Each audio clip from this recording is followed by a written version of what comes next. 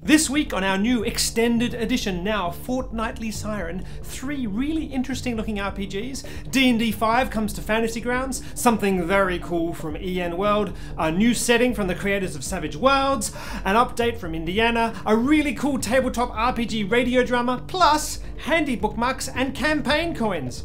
Oh boy, here goes.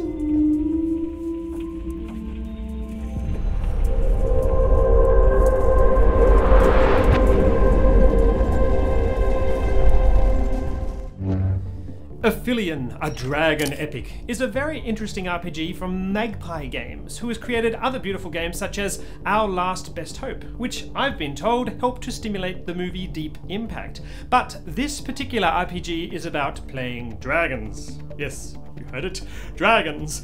In Aphelion, you play as dragons in the not particularly originally named Draconia, where each character represents dragons from a different house, and players play specific archetypes like the Academic, which is a dragon who studies to master dragon lore and mysteries of their race. Or perhaps the Daredevil, a dragon who cares foremost in protecting their friends and is courageous of heart. The game uses the Apocalypse World engine, created by David Vincent Baker, which has given rise to several other indie games like Dungeon World and Monster Heart.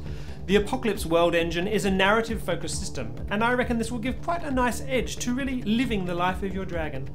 The game also includes mechanics for teenage friendships, this being an important part of gameplay, and growing up, which will happen as you advance. In this game, your dragon actually ages. The Kickstarter is totally funded, and several stretch goals have been unlocked, giving more archetypes and setting materials. This looks like a nice game to kickstart, or even perhaps own once it's come out. Everybody that has tasted D&D in just about any of its editions probably has heard of Eberron, and how totally awesome that setting is. From its creator, Keith Baker, comes another beautiful and really nice driven RPG called Phoenix Dawn Command. This is quite a different RPG, as the players take the mantle of legendary heroes known as Phoenix, that stand against a calamity known as the Dread, which causes the dead to rise, and all sorts of other nasty stuff. The Empire is falling, and Phoenix are the only ones who can fight against these threats. You might think this sounds rather straightforward, even cliched perhaps, but hold on. Your heroes are known as Phoenix? Does that term tell you anything? Here's the trick, your heroes become stronger as they die. Yep, that's right. The more they die, the more strong they become, gathering experiences from their past life. Technically, I guess that means you level up on death. Does that mean you get yourself killed every minute so you can level up more?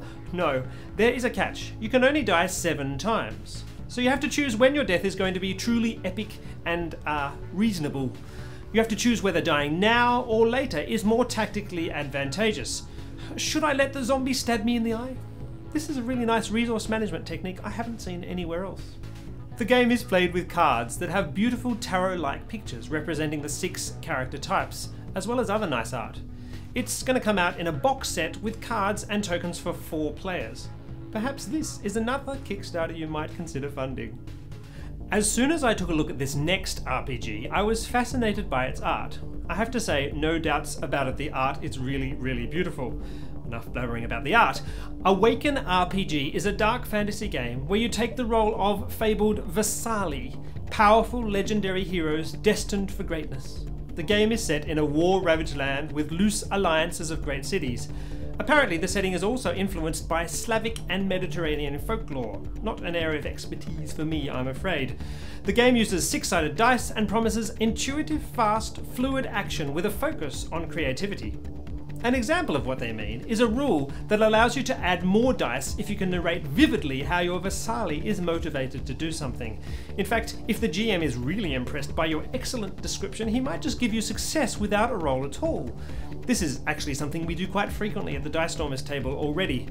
Awaken is brought to Kickstarter by Studio 2 Publishing, who were behind the Shadows of Esteren RPG, which has had several successful Kickstarters before.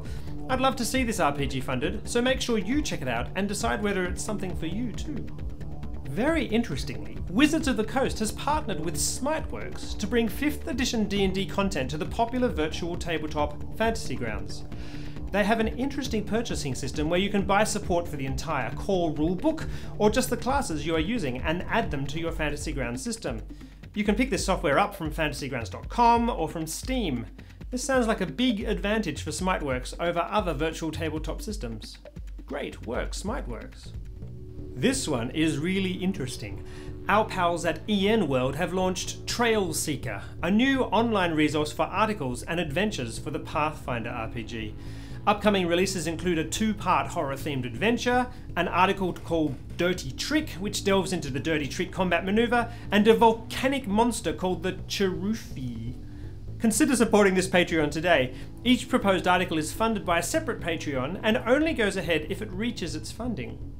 Best of all, everything they produce is designed to be printed out and slipped into a binder. So for me, it sounds like the beginnings of a replacement for the much mourned Dungeon and Dragon magazines. I even lost Kobold magazine, which I really liked. Hopefully this one will go crazy and they'll end up releasing print editions and anthologies and all that sort of stuff. I just love being able to hold the stuff I'm reading.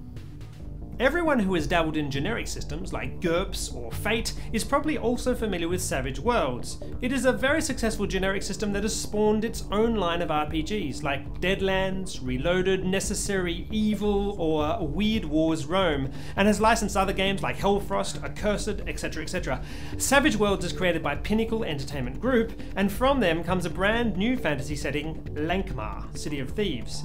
This setting is based on the world of swords and sorcery by well-known writer Fritz Leiber, portraying heroes Farziv and the Grey Mouser. I really don't know how to say his name.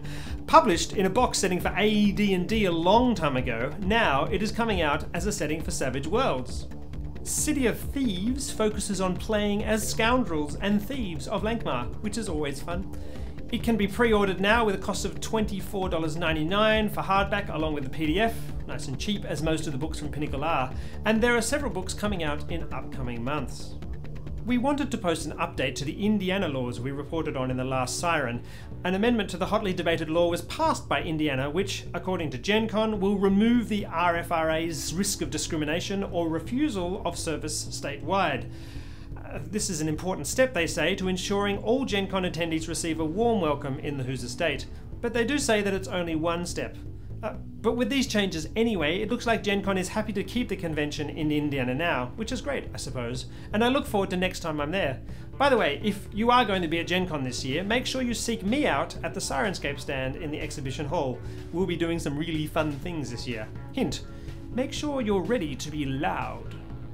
Since we're talking about recorded sound, I've been listening to a cute and quite amusing tabletop RPG radio drama comedy thingy. Gamers Behaving Badly is a scripted tabletop gaming show that gives you a seat at a seriously dysfunctional tabletop game. Basically all our normal gaming tables, but with all the niggling, debating, backstabbing, whinging, power gaming, whinging about power gaming, complaining about people whinging about power gaming, all amped up. He uses Sirenscape for lots of the sound effects too, which is how I came across it in the first place. Definitely check it out in the links, and then when you decide you love it, pop over to their Kickstarter and fund Season 2. They're not asking for much cash at all, and they are well on the way already. So hopefully we will see some more Gamers Behaving Badly very soon. I know, we've mentioned quite a few Kickstarters this episode, but there are 2 more quick mentions I can't resist making. First, you know how you have millions of RPG books and you're always trying to find a way to usefully bookmark and tag sections you're currently reading, or needing to find later in a hurry? Imagine you had bookmarks with awesome art and really useful section labels at the top of each one. It would be nice, right? Well, there's a Kickstarter right now that's just for you, and it's enormously funded already. There are bookmarks for things like class and background and spells, and the art looks really good too. Definitely a good addition for RPG fans like us. And finally, we can't miss the opportunity to plug the Aussie Kickstarter for campaign coins. You can find them in the links below, but basically these are real metal coins to use at your gaming table for any reason. For atmosphere, for handing out treasure, to replace markers on your table. These look amazing, and you shall be seeing them gracing the table of the Dice Stormers very soon. Also note, Yankee friends, the prices are in Australian dollars, so any amount you see, you basically get at a 20% discount. Check them out. Well, that's all for this big edition of the Siren. Let us know if you liked it longer and stronger. And what do you think of our plans to do bigger editions once every 2 weeks? Thank you so much for Abhishek for contributing several articles to this. You are awesome. And you don't forget you can email us at thesiren@gmail.com when you have something newsworthy. Please do share this video now with others you think might be interested in hearing what's in it. Make sure you subscribe to the Dice Stormers channel and check out the dozens of fantastic actual play videos on that channel. There'll be a link to the channel in the comments if you're not watching this on YouTube already. See you in 2 weeks, and until then, may all your rolls be...